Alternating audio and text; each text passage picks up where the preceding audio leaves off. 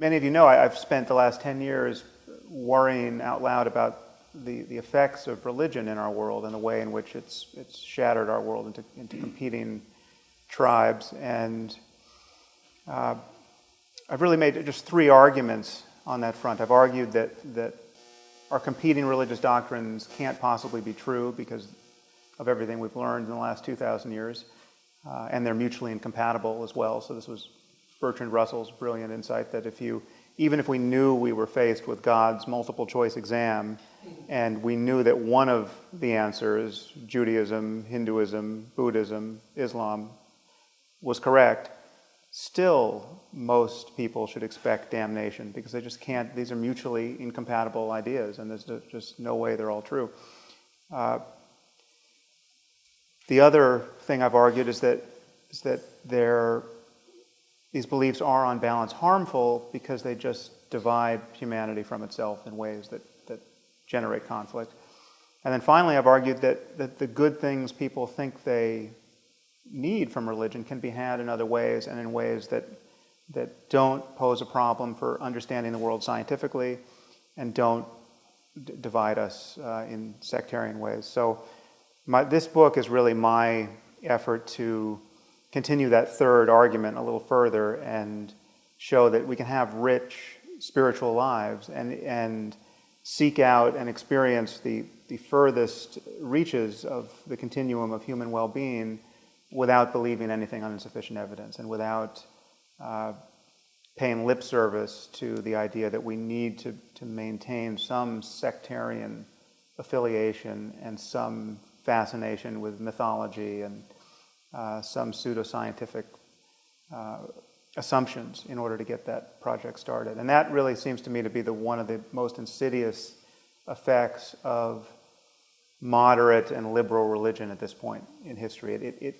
Even when it seems totally benign or even beneficial, even when it simply causes people to gather in beautiful buildings and think about the mystery of existence and talk about their ethical lives, it carries with it the tacit message that there's no really intellectually defensible way to do this, that you need some measure of infatuation with mythology and some bogus assumptions in order to find a container for your existential hopes and fears and a way of explaining the most transformative experiences that you've had in your life. And that's something that I try to argue against in the book.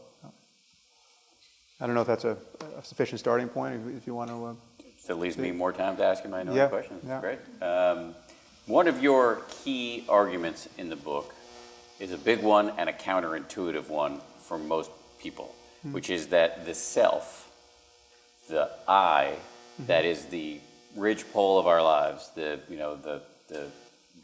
me that is putting my pants on in the morning and making dentist appointments, et cetera, actually is an illusion. Right. What do you mean by that? Yeah, well, I'll tell you what I don't mean by that. Because we use this word self in many ways, and one way we use it is to refer to the whole person. So it means your body, it means your mind, your autobiographical memory, your emotions, everything about you. That's yourself. And so clearly I'm not saying that people don't exist. People are not illusions. And so I'm really sitting here. There's no problem talking about me as a discrete person in the world. Another way we use this term self is to refer to the feeling that we all have of being located in our heads as the subject of experience. But most of us don't feel identical to our bodies. We feel like we have bodies. We feel like we're riding around in these bodies as though we were a kind of passenger in a vehicle. And we feel behind our eye. We feel like we exist behind our eyes in a way that we don't exist behind our knees. Our knees are down there. They and the rest of our bodies are property in some strange way. And we feel like we're a locus of consciousness, a subject, a thinker of thoughts, a feeler of feelings inside the head. And there's been research done on this where you ask people to judge when an object is closest to another person, and people judge an object to be closest to that person when you put it near their head as opposed to near their chest or near their toes, or and they judge it closest of all when you put the object near their eyes as opposed to the back of their heads. So we feel like we're behind our eyes. We feel like other people are behind their eyes.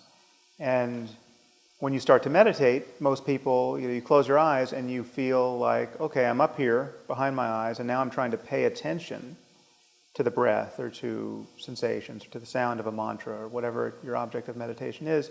And that starting point of feeling like you're the thinker of thoughts and the noticer of everything you can notice is a false view. It doesn't make sense neurologically. We know there's no place in the brain where the ego can be hiding. There's no place, there's no one point where all of the processes that deliver your conscious mental life come together. All of this is distributed over almost the entirety of the brain, and all of these independent processes can be independently interrupted. So there's no one point that could be the seat of the soul, and it's disconfirmable through meditation when you look for it with sufficient rigor. You can actually look for this thing you're calling yourself and fail to find it in a way that's conclusive. You can have you can look for the thinker of thoughts and have the sense that there's a thinker in addition to thoughts fall away. You can look for the feeling of that there's a center of experience behind your eyes, and have that feeling of center drop away. And this, for lack of a better word, we can call this self-transcendence. And people experience this in a variety of ways, most of which are really haphazard. The people you hear of it very commonly in athletics, where somebody's surfing, or they're doing martial arts, or they're playing basketball, and for whatever reason, they have a moment where they feel there's no distance between themselves and the task. So they're not thinking about what they should be doing. They're not error correcting. They're not, if they're playing golf, they don't have thoughts in their backswing, and they're just totally at one with that moment of very often physical activity. And those moments become incredibly addictive. That's what people love about athletics, or that's a peak experience certainly for any athlete, to just feel totally at one with their sport. And the problem, however, is that to experience that in a haphazard way gives you absolutely no control over it, and it doesn't become an antidote to your unhappiness in any kind of global sense, because you're left thinking, well, then it's just a matter of surfing. I just have to get back in the water. I got to get the wetsuit on. There's no other way to feel that good. But there is, because meditation actually allows you to recognize that is a property of consciousness that's just intrinsic, that this self is a construct. The self is the feeling of being a self or an ego is what it feels like to be thinking without knowing that you're thinking. And it's it obviously is our default state. It's more or less everyone's default state, but it can be penetrated, and penetrating it has a variety of effects that we can talk about. But it really is the center of the project that I'm calling spirituality, or secular spirituality. But I think a lot of people are attracted to meditation because they want to feel calmer, and maybe they want to boost their ability to focus. They want to be more mindful, and by which I mean they want to be able to manage their own emotions or not be yanked around by their emotions. In other words, they want to be 10% happier. Yeah. Available at fine books. What's the matter with that? Why are you setting the bar at transcending the self? Right. And what's so good about transcending the self? Right. Well, without denigrating that project, because I think I'll go on to denigrate the project. With all due respect. Yeah. Yes. There's absolutely a time and place for just adding another tool in this kind of incremental search for self-improvement. There's nothing wrong with viewing meditation as the best way to reduce stress or to improve your performance. You could be a CEO who just wants to feel more confident before he gives a presentation, or just wants to be able to focus better at a meeting. And meditation will help with that. And there's nothing wrong with just putting a very narrow frame around its prospects and using it for that purpose. But I view, and so that in that case, in the most limited case, we might think of mindfulness as a kind of executive stress ball, where it's just something that is useful, but it doesn't totally reorient your life. I view it more like the Large Hadron Collider. I view it really as a tool to make some fundamental discoveries about the nature of our minds. And some of these discoveries can be hard-won. People can meditate for years without noticing that the self is an illusion, even while trying to discover that the self is an illusion. And this is a bit of a paradox, because some teachings are clearer than others. Some teachings almost encourage you to overlook this insight, and some spell it out very clearly. And in the book, I try to spell it out as clearly as one can in a book. But one of the things is that there's a sense that most people get when they meditate. Well, first, how many people in this room have a meditation practice or have spent any time doing mindfulness? Okay. Well, let's just so that we get on the same page. Yeah, that's not the usual room one stumbles into. But let's just take 2 minutes to do this practice so that you all know what we're talking about. The act of opening your eyes, I assume most of you closed your eyes. Opening the eyes often imparts the sense to people that something has really changed. So your eyes are closed, you feel like you're just in your head, meditating, somewhat cut off from the world, you're hearing sounds, but you open your eyes and then you think, oh, here's the world again. This is the outside of me.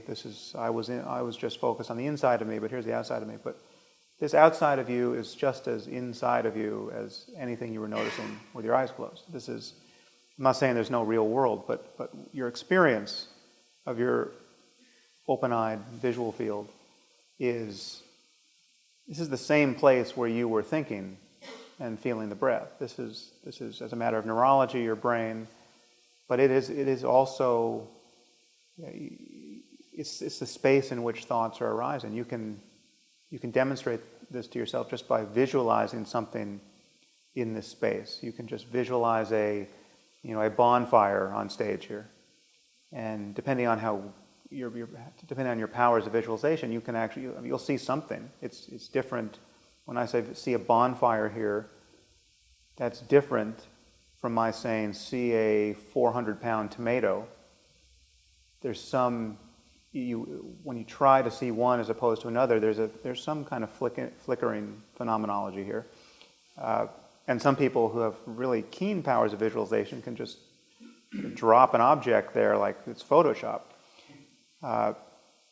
So you're in your mind even when you're in the world, and so you can meditate with your eyes open. There's no reason necessarily to close them.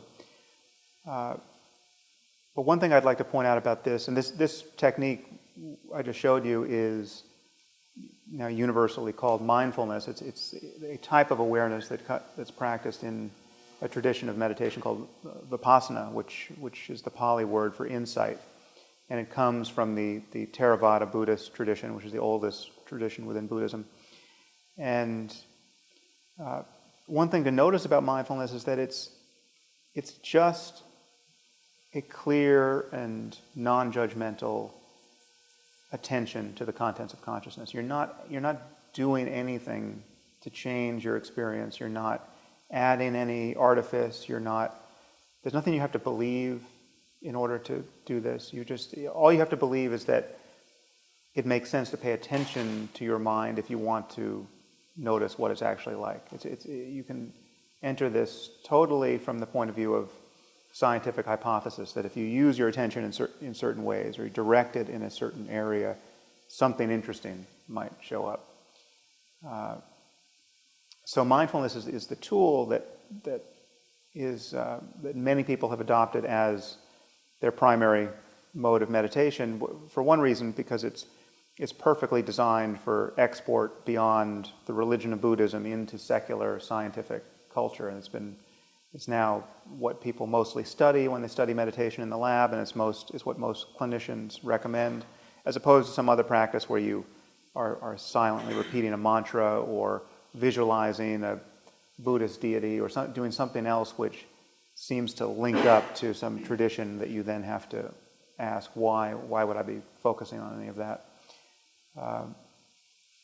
But this becomes a tool for making some fundamental discoveries about the nature of your own mind, the simplest of which is, and inevitably the first one you encounter as a beginning meditator, is that you are lost in thought 99% of the time. You're just thinking to yourself every moment of every day, and much of this thinking is making you unhappy. Most of what you think is unpleasant.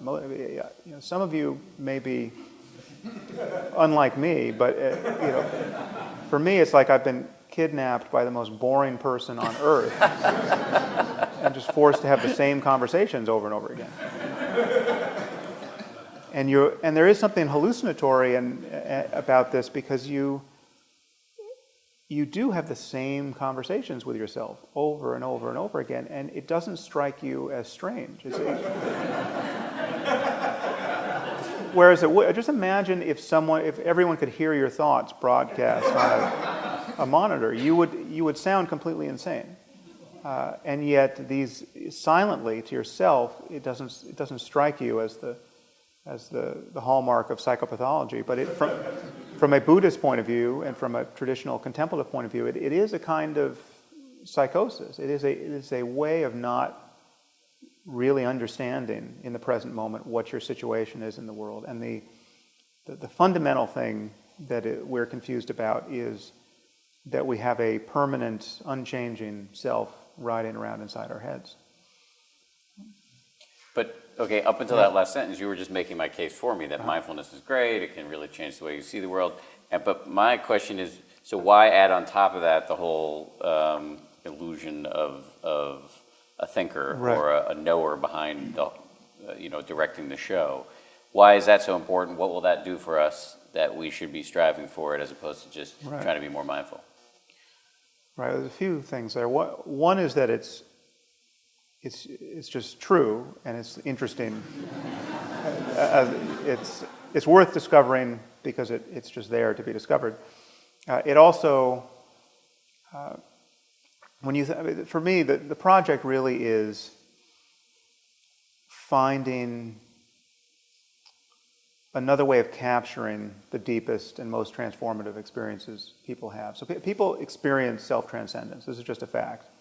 And they experience it in various contexts, and certain of these contexts are clearly pathological in that they're framed by crazy and divisive beliefs that cause immense harm in society. So, the guy who's just getting off the bus in Syria right now to join ISIS is undoubtedly having and has had what he considers to be profound experiences. Now, whether he's had clear feelings of self-transcendence or not, there's definitely a more expansive sense of self, just overriding of the normal, egoic, neurotic program that most people feel. And he has peak experiences that are channeled and given substance and given a meaning in the context of really psychotic beliefs or psychopathic beliefs about the wisdom and necessity of murdering infidels and apostates, and so another person goes to Burning Man and has probably a similar range of positive conscious states framed by totally different ideas and in a far more benign context. And other people go to the Kumbh Mela that Tim just mentioned. So the contexts are irreconcilable in terms of the stories people are telling themselves about the significance of their experience. But there's a range of experiences that are kindling these stories, which people find to be the most transformative and the most important experiences in their lives. And because it's just the nature of the case. The ego is a painful illusion. I mean, this sense that we all have of being inside our heads, truly separate from experience, is painful, and this pain motivates people in a variety of ways. And when they find this pain assuaged in the context of divisive and ridiculous ideas, they become mightily attached to those ideas. And sometimes are willing to die for those ideas and to have their children die for those ideas. So I think we need to find an alternate context in which to talk about this end of human experience. And if you're going to talk about that, if you're going to find a way of talking about the ecstasy of a jihadist who's just about to detonate his suicide vest, you need to be talking about more than stress reduction. You need to be talking about more than just what it is an executive is interested in when he takes a mindfulness course. And so you need to capture the whole project that Tibetan lamas who spend years in caves think they have a piece of, and the people of Burning Man think they have a piece of. There's this whole aspiration to experience the full range of positive conscious states and to undermine this sense of just being a skin-encapsulated ego. And it's there to be, that those experiences are there to be had, and yet the traditional ways of talking about them are benign at best and almost never at their best. So how do we get there? You showed us mindfulness meditation. Right. What do we, most of us who are interested in meditation, we learn basic instructions that you showed us, and we're off to the races. Yeah. What else should we be doing to blow our minds? Yes. Other than MDMA. Yes.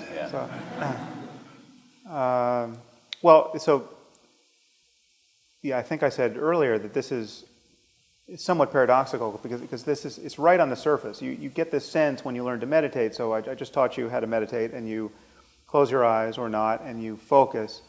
And then there's this expectation that the truth, if you're going to find it, has to be deep within somehow. You have to really drill down on the breath or whatever it is you're paying attention to, and have some highly non-ordinary experience. It can't be close to where you are because you're just neurotic and thinking every moment, and you're struggling with this practice of meditation. It turns out that's a false view, that selflessness is actually a feature of consciousness that's right on the surface. And it's right on the surface in a way that is similar to the optic blind spot. And that's an analogy I've used before. You may have heard me use it. You've all heard about the optic blind spot. You probably had it demonstrated to you in school, where you have a figure and there's a fixation cross on one side and a round circle on the other, and you're supposed to stare at the cross with one eye and close the other. And if you bring the paper or the screen into the right distance from your eye, the round circle will disappear, and it exposes that you have an area in your visual field where you're getting no information. And yet you never notice this, and surely most people in human history have never noticed this, and those of us who know about it go for years without noticing this. But if you close one eye right now and look out at the room, unless you're in the front row, you see a room filled with heads, but someone's going to be missing a head if you close one eye, and you're not going to notice that. And yet it should be possible to notice these things. The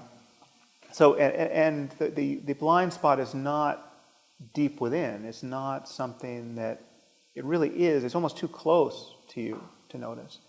Now, this is analogous to this feature of consciousness and the selflessness of consciousness. And there are other ways to point it out, but again, any way of pointing this out requires that you have enough concentration, enough mindfulness to not be lost in thought when you're asked to look. And so this is something that really only training can give you. But I'll give you another trick that is useful.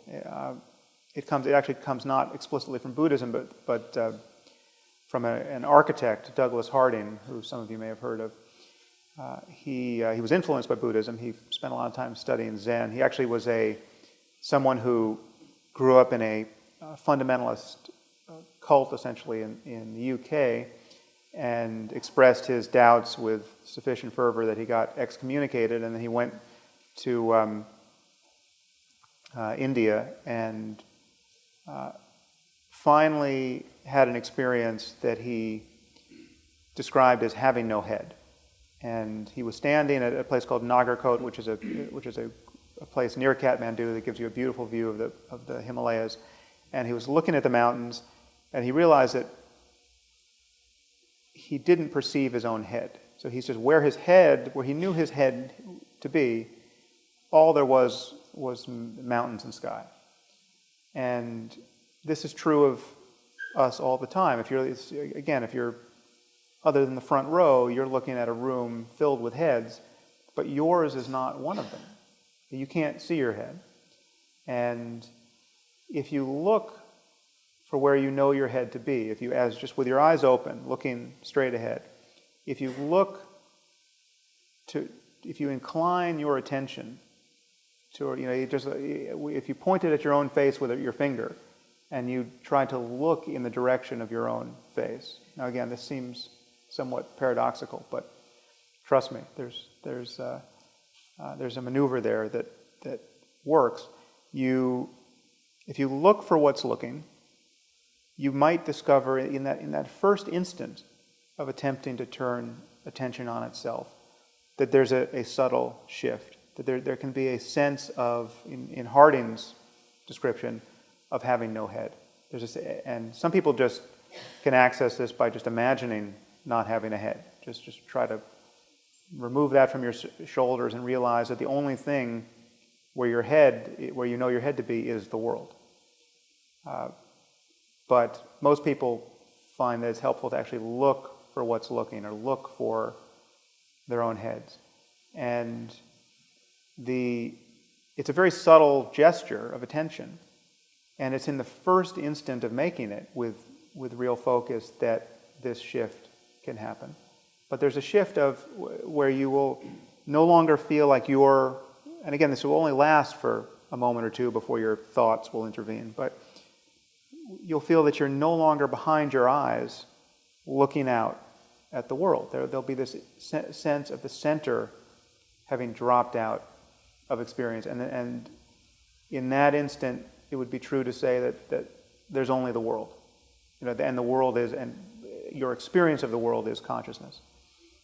And in traditions, in certain traditions of meditation, this is called, the non-duality of this experience is emphasized. They talk about non-dual awareness.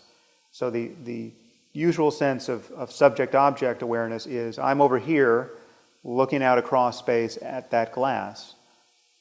But it's possible to look for what it is I think I am, looking across space at that glass, and to experience in that moment just pure seeing, just no distance from the act of seeing. So there's no seer and seeing a thing seen, there's just pure seeing.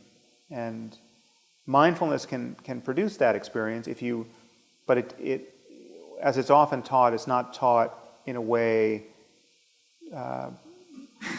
to emphasize the non-duality. It's more like, in mindfulness, you focus on the glass so closely and so relentlessly that eventually the sense of distance collapses, where you experience moments of pure seeing by dint of the fact that you were so focused. But in Douglas Harding's case, and this is actually echoes other techniques in Buddhism, you actually look for the thinker of thoughts, or look for the observer, and in that instant of looking, notice how that changes the sense of consciousness. But it can be frustrating, because it's not. This is kind of a steep exercise where unless you can get an immediate result, you have a sense of not knowing what to do. Many of you are probably left thinking, what the hell is he talking about? I've got a head, it's right here, and I'm just, I'm inside it, and I don't know what's going on. But there is the antithesis, or the barrier to these insights is thinking without knowing that you're thinking. That is the antithesis of every practice of meditation you would ever learn, whatever its purpose.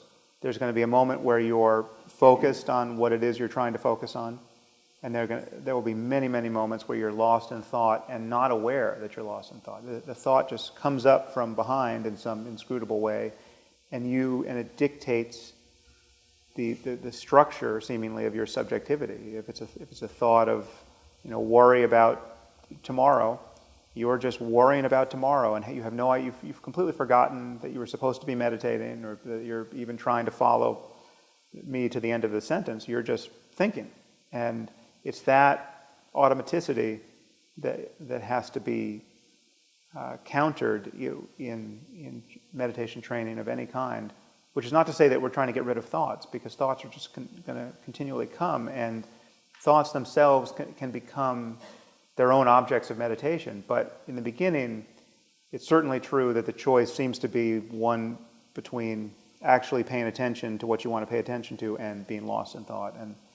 And so it's, but there's nothing to do but keep looking. If it's at all interesting to discover this, and you are motivated by, there's sort of two sources of motivation. You can either be interested in how your mind is and what can be discovered about it through introspection, or you can just be suffering and be made interested by the character of your suffering. And Buddhism tends to emphasize the suffering side of the story, probably for good reason, but the engine of your suffering, you'll find, really is your thinking, just over and over and over again about the things that make you unhappy. And so breaking that spell is the antidote to a tremendous amount of psychological pain. And so just to put a fine point on it from a practical standpoint, you would say to those of us who are beginners that we want to start with some mindfulness practice to build our powers of concentration, to be able to notice that we have thoughts and are thinking. And then from there, once we have a sort of foundation, we start doing these sort of looking for the self that doesn't exist exercises. Yeah. Right? Yeah. Yeah. Mindfulness is the necessary condition for really any practice of meditation. Just to know the difference between being lost in thought and being aware of whatever it is that's arising in your experience. That's the only context in which you can really do any practice.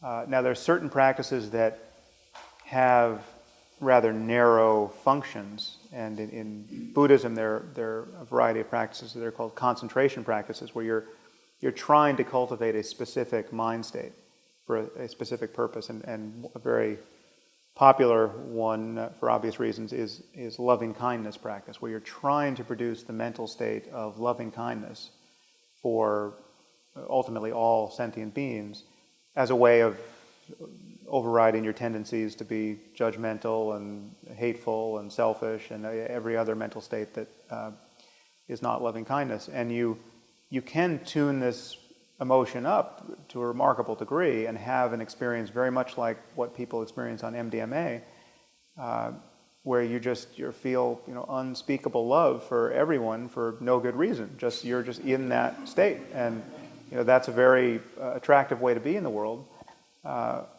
So that's a practice where you really do have a goal in mind. You're trying to create a certain mental state and keep it humming along on the hard drive.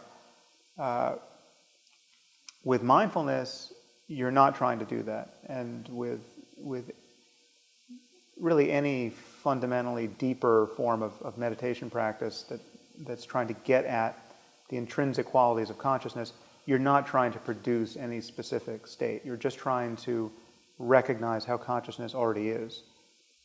And so it's not goal-oriented in that way, and that's freeing, but you keep stumbling into subtle corruptions of your practice where though you're not supposed to be trying to change your experience, you are covertly trying to change it. And mindfulness then becomes a tool to feel better, And yet the desire to feel better is itself the same program of seeking happiness that you use in every other area of your life, and you're carrying the disease along with you. You're not accepting the present moment. That's what you want to feel better. Your wanting to feel better is predicated on feeling that this isn't good enough, and that's not mindfulness. So you can be fooling yourself by strategically paying attention to the breath or to anything else. Or let's say an unpleasant emotion like anger arises, and you are trying to be mindful of it so that it will go away. That's not mindfulness. It can feel, you might get lucky and it'll go away, but the deep insight is to recognize that consciousness is simply the context in which anger and other emotions arise and pass away. And that it never really takes their form. It never really is fully corrupted by anger or improved by joy. And when you can do that, strangely you can kind of have your cake and eat it too there, because when you do that, when you just give up the war with your emotions and with your experience and just let whatever comes come, you find that the unpleasant things just arise and vanish very, very quickly. It's impossible to stay angry for more than a few moments unless you're lost in thought about it. And a very pleasant quality of peace and well-being comes that is kind of intrinsic to consciousness. It's not something, it's not something that has to be manufactured.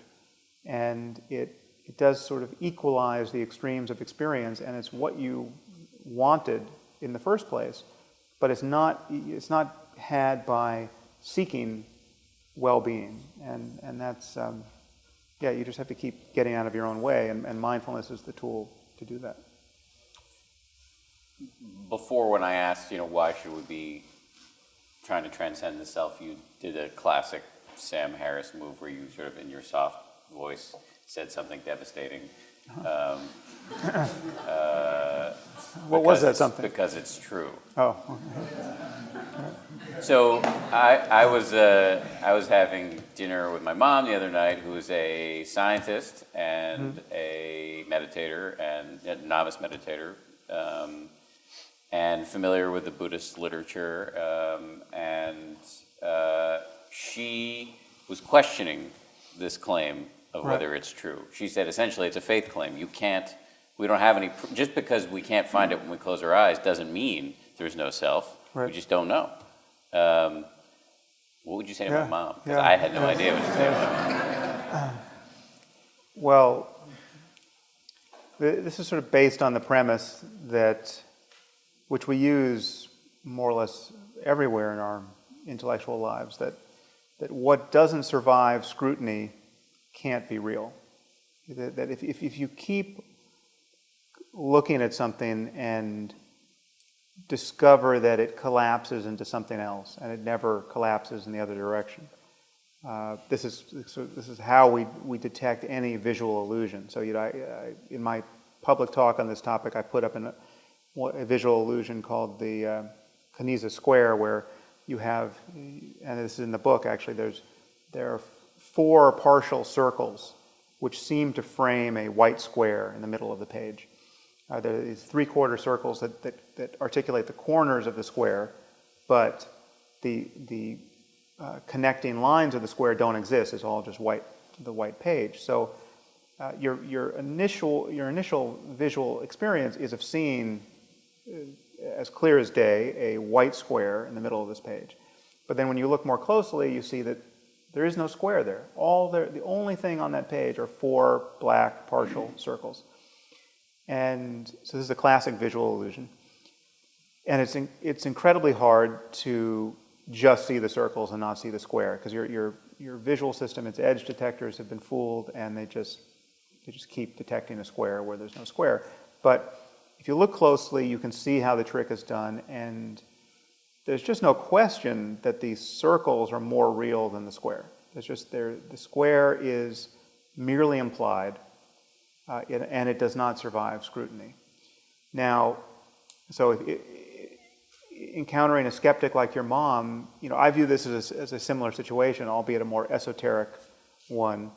It's as though encountering a skeptic who would say, the square is just as real as the circles, as the partial circles. How could prove to me that it's not?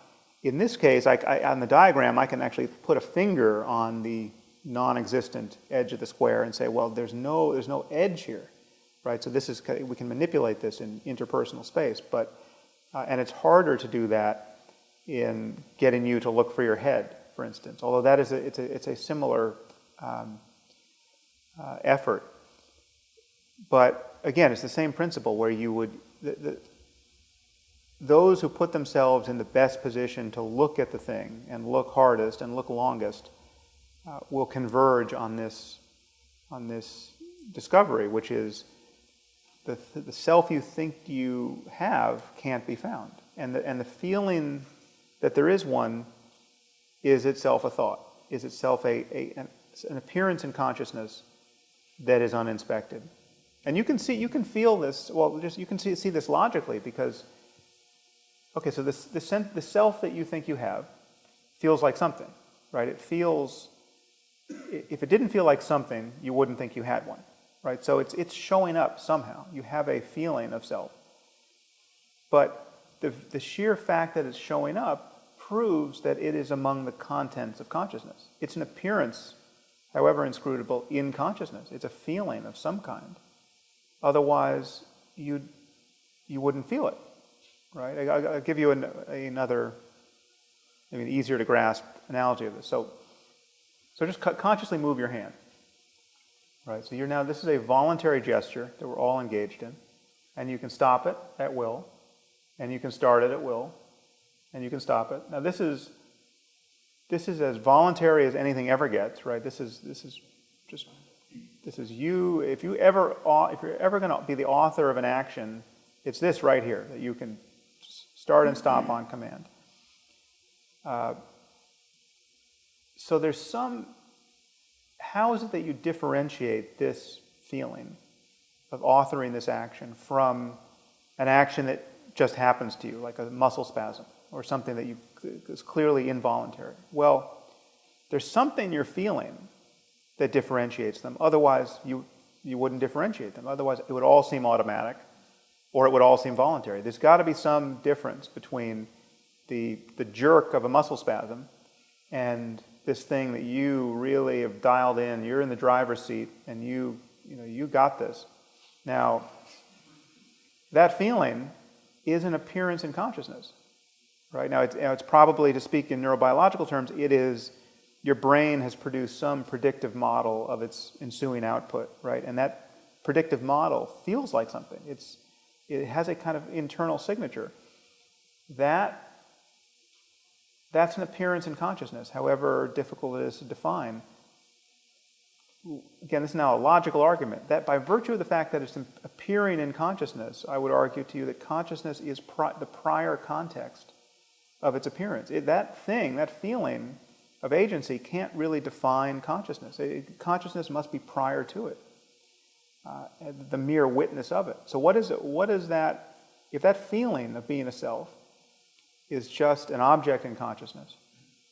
Here, I'll give you another sense. So in listening to me talk right now, many of you are having the experience of, it's almost like watching a movie. You're in a darkened theater watching the movie on screen, and you are unimplicated. Unless I make eye contact with you, you don't really feel the sense that you are being seen. You're not self-conscious.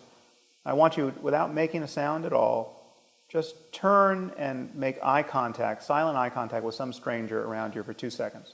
Just do it. Don't hesitate. Just do just a couple of seconds of eye contact. Okay. Sorry, now you're all completely freaked out. Okay, but you probably felt something, right? You felt there's a kind of an intensification of a feeling of self-consciousness, where the moment you know you're going to turn and know that someone at that moment is looking at you, right? Then all of a sudden you feel implicated over here. You are the thing behind your eyes that it can be seen, right? Now, a moment before I said that, you were just sort of in the darkened movie theater, unimplicated, right? That intensification, that feeling, that's an appearance in consciousness. That's showing up, right? That the consciousness is the prior context of that feeling. That's the self. That is what we feel we are, and that gets intensified when we're acutely self-conscious. It gets relaxed when we're watching a movie and we forget we're even watching a movie, and we're just totally enthralled to what we're seeing. And so, again, if you keep falling back into this experience of just witnessing the contents of consciousness, you can discover that the thing that's doing the witnessing, that the consciousness itself, doesn't feel like a self. It doesn't feel like what you're calling I. It just feels like the space in which everything, including the sensation that you have been calling I, is appearing and changing. So I feel like my mom was being deliberately obtuse, and can I tell her that you feel the same way? Well, I wouldn't put it that way, but... So I solicited some questions. Yeah. I'm going to open it up to audience questions in a second, but I solicited some questions on Twitter today, and this was awesome, actually. I'm going to ask you two. First of all, will Ben Stiller play you in the biopic? Right. The real question is there a loss of moral accountability when one loses a self? I'm still stuck on the Ben Stiller bit. I don't know. Have I inflamed your sense of self? No. Well, I don't know if I've told this story before in public. I must have somewhere, but I was once. This was coming up for me a lot, like 10 or 15 years ago, and it comes in cycles. When Ben gets briefly incredibly famous, when he releases a film, there are Ben Stiller sightings that are focused on me, and I've been recognized as Ben Stiller almost as much as I've been recognized as myself. And when this was happening, I went to one of his movies a long time. This was Mystery Men. I don't know what year that came out. And I was thinking, I don't look like Ben Stiller. What is everybody talking about? I was watching this movie, and about 2/3 the way through, something diabolical clicked in my brain, and that was my face on his body for the rest of the movie, and I just couldn't shake it. It was like a bad acid trip. So I acknowledge that we. The headline here is that you see Ben Stiller movies. Well, yes, not everyone, but yeah. I forgot the other question. What was your view on Night at the Museum 2? Yes, I did not see that. The question was, when one loses a sense of self, does one lose moral accountability? Right. No. Well, this actually goes to the other side of this same coin, which I wrote about in my book, Free Will, which it really is the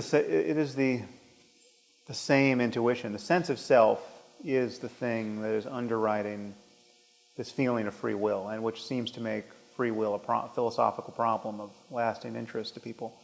Now, I've argued at some length in that short book and elsewhere on my blog that the notion of free will doesn't make any scientific or philosophical sense. And ultimately, it doesn't make any experiential sense either, but that's hard. That's a rather harder pill to swallow. So people have spent a lot of time trying to map free will onto reality. So most people start with this sense that they have a very clear experience of free will, and the challenge is just to make it square with what we know about biology and what we know about causality and the obvious fact that no one picked their parents, no one picked their genes, no one picked their environment, no one picked the ways in which their environment sculpted their brains, no one picked the state of their brain and all the charges at every synapse, no one created their neurophysiology, and yet their neurophysiology is the very next thing, the proximate cause of everything that they're going to do and think and intend in this moment and every moment forward. So free will doesn't make sense, and yet everyone knows they've got it. Well, it's because everyone knows they've got this self that is pulling the gears and levers of experience in each moment. But the problem, people's worry on the topic of free will is that if you drink the Kool-Aid and admit that there's no free will, and in this case that there's no self, how do you make sense of moral responsibility? How do you just open the prisons and let everyone out because everyone's not guilty by reason of insanity? And the answer is no. You can still, even if you view people as not truly the authors of their actions, it's just a confluence of causes, like just weather patterns, benign or dangerous weather patterns.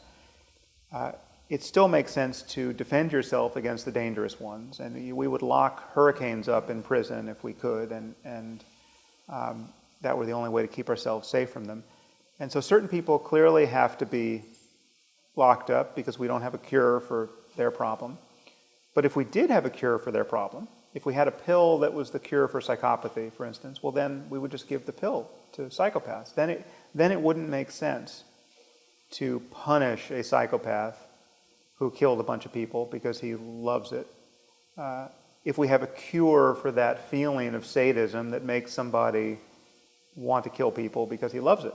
And it's just because in the absence of a cure, we feel like, well, that evil bastard, he really deserves what's coming to him.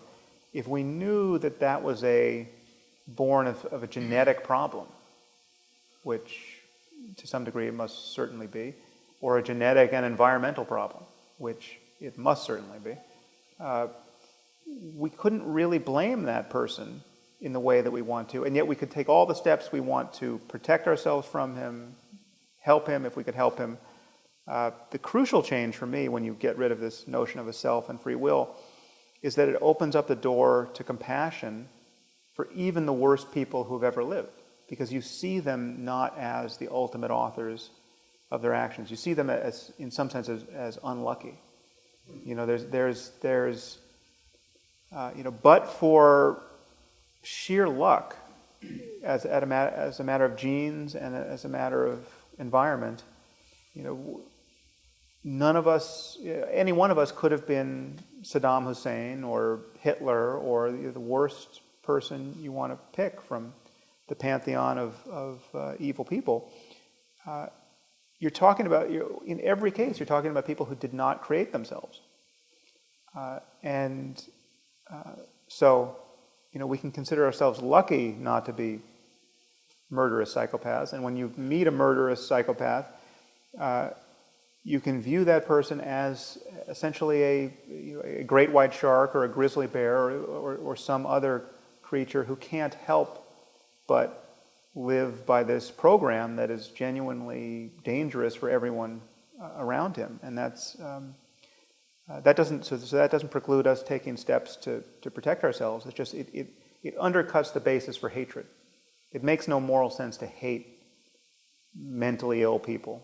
And to some degree, not to some degree, to every degree, once we truly understand evil in causal terms, it will be a species of mental illness. There's not, it will be a,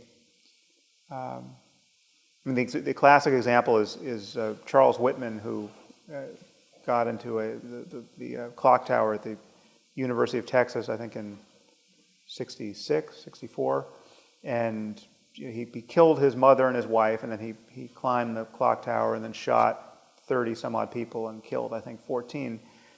And so this seems like a prototypically evil person who deserves whatever he got, and he got killed by the cops in that case.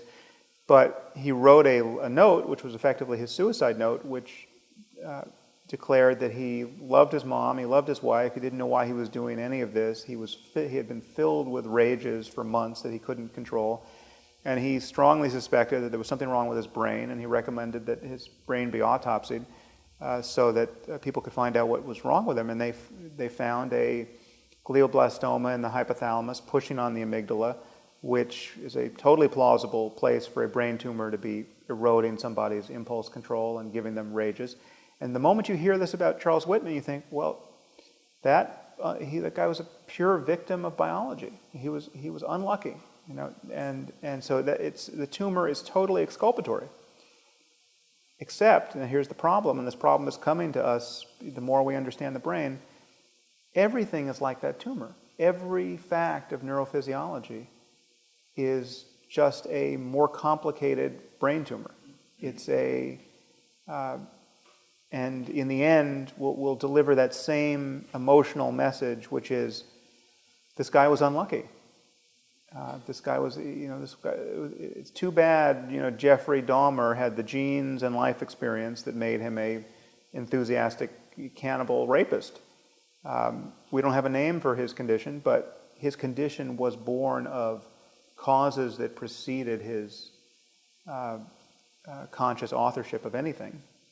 And so moral responsibility does sort of erode in ways that people fear, and yet in its place we find a basis for compassion and a loss of hatred, and we find no less reason to lock dangerous people up. The only thing that changes is if we had a cure, if with Charles Whitman, if you could catch him before he actually killed everybody and got killed himself, and you just saw him to be a dangerous psychopath, and you scan his brain and you see he's got this golf ball-sized brain tumor, well, then you just perform surgery, and that's, you wouldn't punish him knowing he had this tumor. You would perform surgery on him, and that would be the ethical thing to do. Well, I think the more we understand the mind in terms of the brain, that is going to be the punchline.